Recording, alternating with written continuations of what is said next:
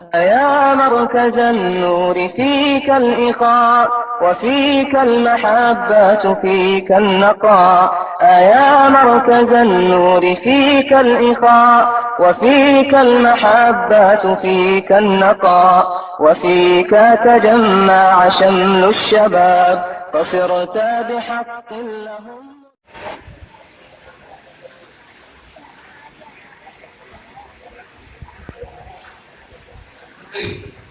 الحمد لله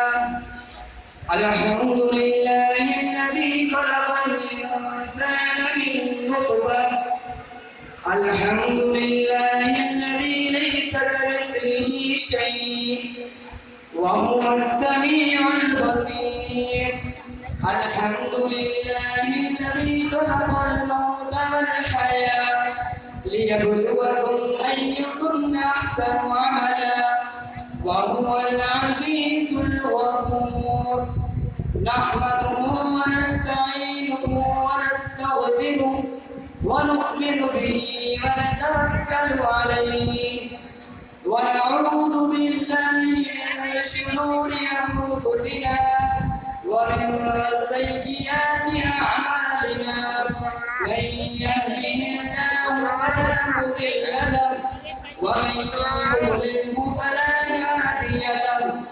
ونشهد أن لا إله إلا الله وحده لا شريك له.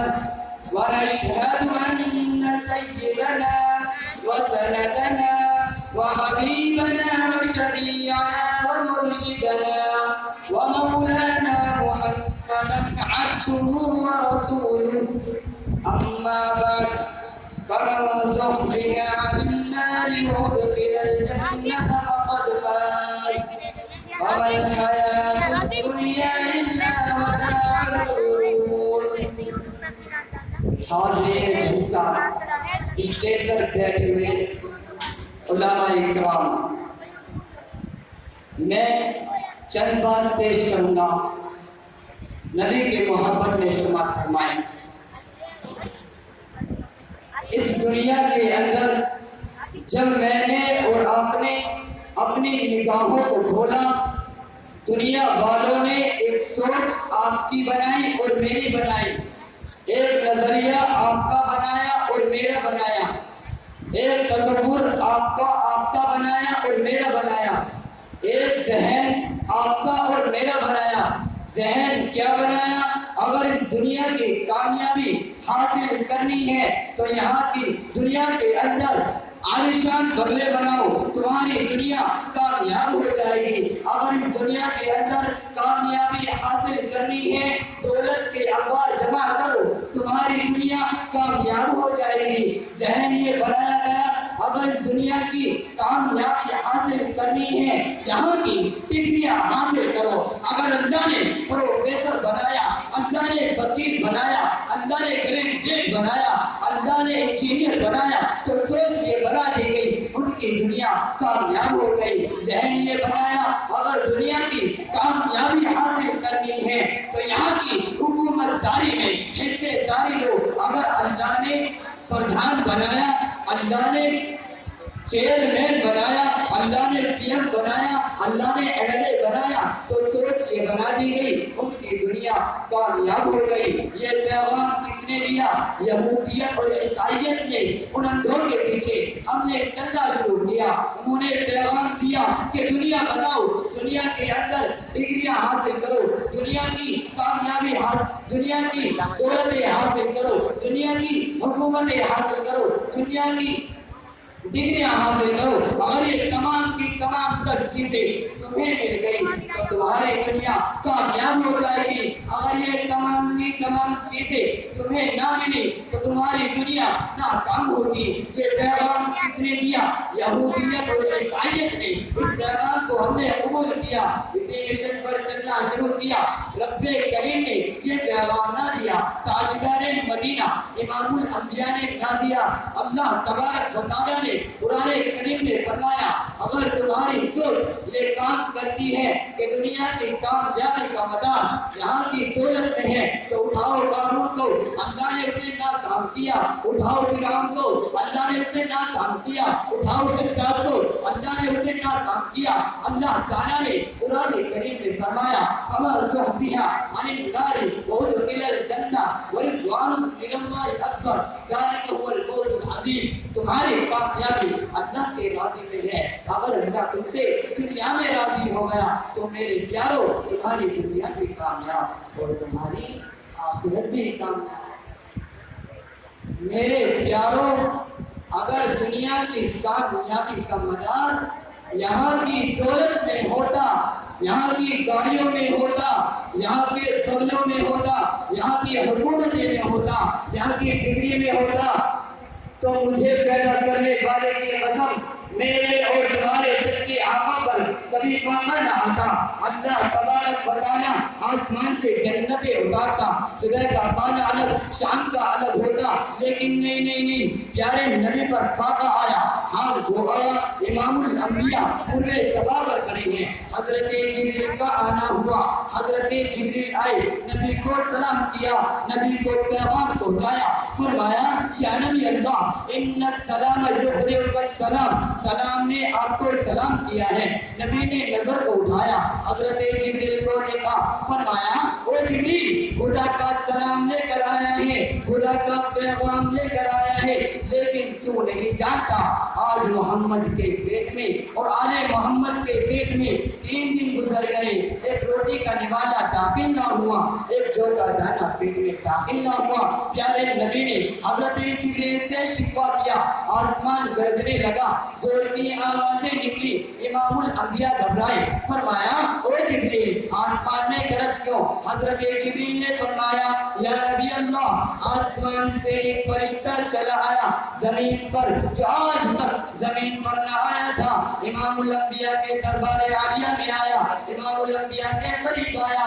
اللہ تبارک و تعالیٰ نے حضرت جبریل کو متکلم بنایا، فرمایا او جبریل کہہ دو میرے محبوب سے، کہہ دو میرے حبیب سے، کہہ دو میرے نبی سے یہ فرشتہ جو دشت لے کر آیا ہے، اس دشت میں دنیا کے تمام خزانوں کی چابیاں یہ فرشتہ اس دشت میں لے کر آیا ہے، اور کہہ دو میرے محبوب سے اگر میرا محبوب چاہے یہ پہاڑ سونے کا بنا دے، اگر میرا محبوب چاہے یہ پہاڑ چاندی کا بنا دے، اگر میرا محبوب چاہے یہ پہاڑ ہیرے کا بنا دے، اگر میرا محبوب چاہے یہ پہاڑ زمرد کا بنا دے، بنا دیا جائے گا۔ اور ہاں بنائے گا نہیں، کائنات کا نبی جہاں جہاں جائے گا آپ کی شان ظاہر کرنے یہ پہاڑ آپ کے ساتھ ساتھ چلیں گے۔ بس اتنا بتا دیں کہ غلامی والی نبوت پسند ہے یا بادشاہت والی نبوت پسند ہے۔ امام الانبیاء نے نگاہ جسدی انتشاری عاجزی فرمایا او جبریل کہہ دو میرے رب سے بل عبد الرسولہ مجھے غلامی والی نبوت پسند ہے، مجھے غلامی چاہیے۔ اللہ تبارک و تعالیٰ نے فرمایا او جبریل کہہ دو میرے محبوب سے انی اوحیت الی الدنیا تمرری فتزیدی وتشددی علی اولیاء من حب اللقاء، میں نے دنیا سے کہہ دیا اے دنیا تو تنگ ہو جا، سخت ہو جا، قریبی ہو جا میرے نیک بندوں پر، تاکہ ان کے دلوں میں میری ملاقات کا شوق پیدا ہو۔ اور میں نے دنیا سے کہہ دیا اے دنیا مزین ہو جا، صاف ہو جا، ستھری ہو جا میرے دشمنوں پر، تاکہ ان کے دلوں سے میری ملاقات کا شوق نکل جائے۔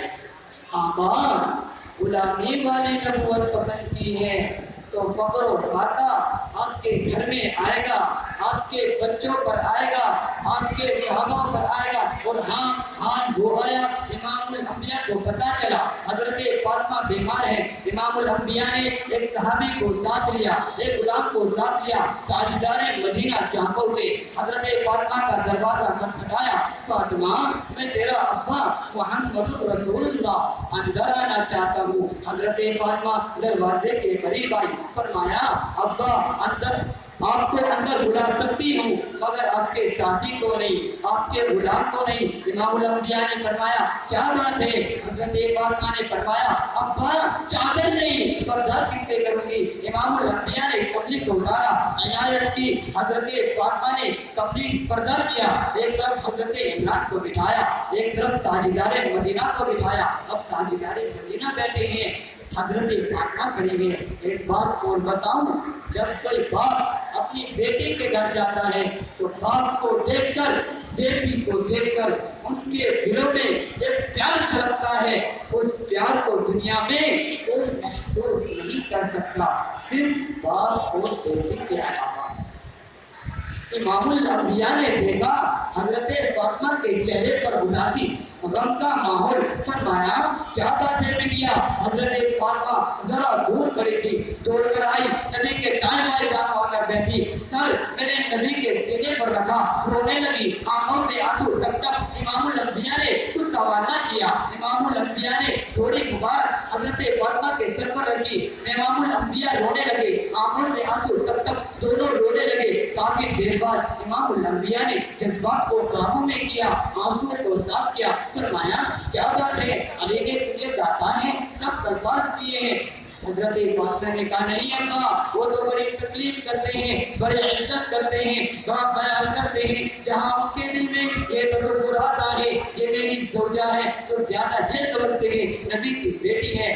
پیارے نبی نے فرمایا کہ پھر تیری آنکھوں میں آنسو کیوں آ گئے؟ حضرت فاطمہ نے فرمایا ابا کیا بتاؤں، کئی دن کا وعدہ تھا، برداشت کر لیا، مگر کئی دن سے بیمار ہوں، سر میں بڑا درد ہے، برداشت نہ ہوا۔ سچی بتاؤ، اگر میں ہوتا یا آپ ہوتے یا ہمارا باپ بھی ہوتا، کہتا اپنی بیٹی کا ہاتھ پکڑتا، کہتا چل کھانا میں کھلاؤں، دوائی میں کھلاؤں، لیکن قربان جائیے اس پیارے نبی پر جنہوں نے رشتوں کی عرفت سکھائی۔ اگر پیارے نبی حضرت فاطمہ کا ہاتھ پکڑ کے لے جاتے تو حضرت علی کے دل پر ملال آتا، حضرت علی کے دل پر رنج آتا۔ میرے نبی نے فرمایا اے فاطمہ، اگر تیرے گھر میں پاپا ہے تو علی کا گھر تیرا گھر ہے، اگر تیرے گھر میں تندرستی ہے تو علی کا گھر تیرا گھر ہے، اگر تیرے گھر میں خوشحالی ہے تو علی کا گھر تیرا گھر ہے، اگر تیرے گھر میں بیماری ہے تو علی کا گھر تیرا گھر ہے، اگر تیرے گھر میں کعبہ ہے تو علی کا گھر تیرا گھر ہے۔ فاطمہ صبر کرنا، صبر کرنا، صبر کرنا، اللہ تعالیٰ نے تمہیں جنت کی عورتوں کی سرداری بنائی ہے۔ پھر دلاسا دیا اے فاطمہ، اگر تیرے گھر میں کعبہ ہے تو تیرا ابا محمد رسول اللہ بھی کوئی شاہی دیوانے نہیں توڑتا۔ آج 4 دن گزر گئے، ایک روٹی کھانے والا پیٹ میں داخل نہ ہوا۔ پیارو، آج 5 وقت کا کھانا کھا کر، 3 وقت کا کھانا کھا کر اللہ کے باغی بن گئے، تاجدار مدینہ، امام الانبیاء سے بغاوت کرنے والے بنے، اور یہ نبی کے صحابہ، پیارے صحابہ، بھوکے رہ کر، پیاسے رہ کر خدا کی اطاعت کرنے والے، نبی کی محبت کا دم بھرنے والے۔ اور آج ہم نے کیا کیا؟ اپنی زندگیوں پر غور تو کرو۔ آج کا ہمارا بڑا بوڑھا اپنے بیٹے کا رشتہ کرتا ہے، بڑی ساختہ زبان سے فرماتا ہے مولانا میرے بیٹے کے اندر کوئی عیب نہیں، نہ یہ شراب پیتا ہے، نہ گٹکا کھاتا ہے، نہ چینی کینی کھاتا ہے، نہ جوہر کھیلتا ہے، ہاں اتنا ضرور ہے کہ میرا بچہ ذرا نماز نہیں پڑھتا۔ میرے پیارو ذرا کان کھول کر سنو، نماز کا چھوڑنا یہ بڑا گناہ ہے، زنا کا کرنا یہ چھوٹا گناہ ہے، نماز کا چھوڑنا یہ بڑا گناہ ہے، رشوت کا لینا یہ چھوٹا جرم ہے، نماز کا چھوڑنا یہ بڑا گناہ ہے، نماز کا چھوڑنا یہ بڑا گناہ ہے، رشوت کا لینا یہ چھوٹا گناہ ہے۔ آج اللہ تعالیٰ نے ہمیں پکارا اور ہم سے 5 وقت کی نماز ادا نہ ہو سکی۔ پیاروں، ہم سے بڑا ظالم اور ہم سے بڑا ناقدرہ اور ہم سے بڑا ظالم اور کون ہو سکتا ہے؟ اللہ تعالیٰ قرآن کریم میں شکوہ کرتا ہے، شکایت کرتا ہے، وما قدر اللہ حق قدری، تمہیں میرے قدر کا حق ادا کرنا تھا لیکن نہیں کیا۔ اگر قدردانی فرمائی اپنے بھائیوں کی، قدردانی فرمائی اپنے پڑوسیوں کی، قدردانی فرمائی اپنی ماں کی، اپنے باپ کی، اپنی بہنوں کی، میری قدردانی نہ کی، پیارے نبی کی قدردانی نہ کی، وہ پیارے نبی جو پوری رات آپ کے خاطر اور میرے خاطر آنسو بہا کر گئی۔ حضرت اما عائشہ فرماتی ہے، ان کی روایت وہ روایت کرتی ہے، نبی نے نماز کی نیت باندھی، نبی کی زبان پر آیت آئی، ممتاز اليوم ایھا المجرمون، نبی نے رونا شروع کیا، نبی کی آنکھوں سے آنسو نکلے، نبی کی داڑھی تر، نبی کا سینہ تر، نبی نے رکوع کیا، نبی نے سجدہ کیا، پورا مصلی تر۔ حضرت اما عائشہ فرماتی ہیں کہ جب میں نے اس بات کو مصلی اٹھایا